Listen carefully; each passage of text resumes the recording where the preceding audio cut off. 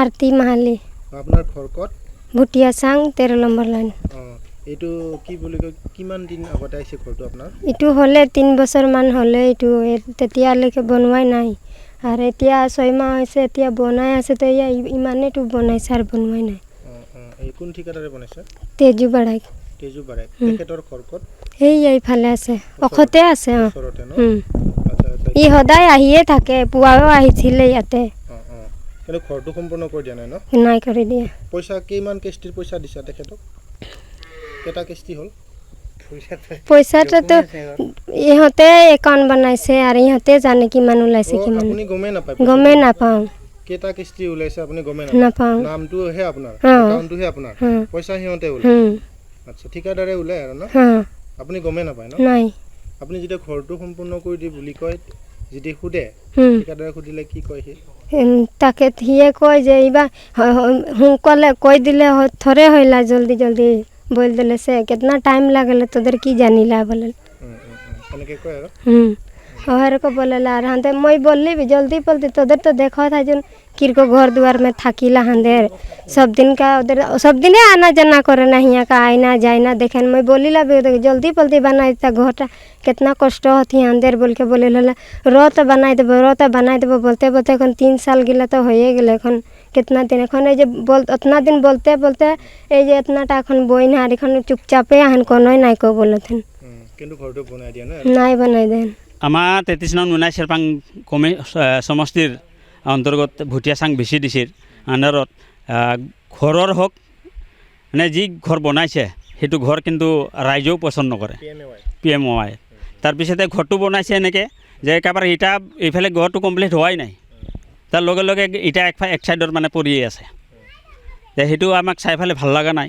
আৰু কিছুমান মানুহে আমাক ৰিপৰ্ট কৰিছে যে দাদা এইবিলাক কিবা সুবিধা কৰি দিলে ভাল আছিল যে আমি বেনিফিচিয়াৰীৰ লগত আলোচনা কৰিলোঁ যাতে সিহঁতে তো ঘৰৰ পৰা এনেকৈ অৱস্থা আছে সিহঁতে ঘৰৰ পৰাও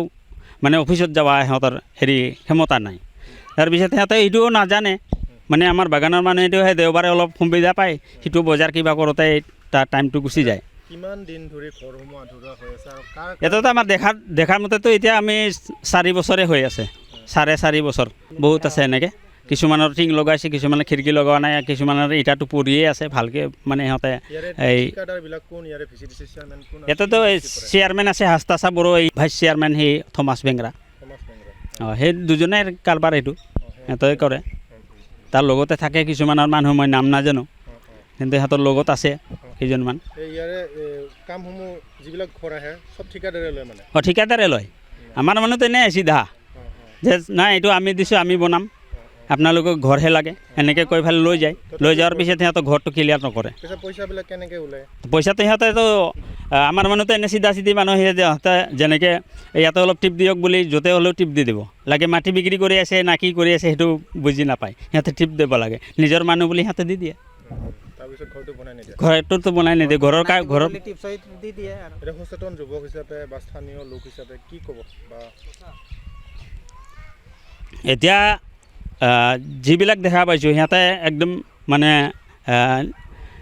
তলৰ শ্ৰেণীৰ মানে যেনেকৈ সিহঁতৰ কাম কৰা মানুহ নাই তাৰ ল'ৰাও নাই কিছুমান নিজে কাম কৰি খাই আছে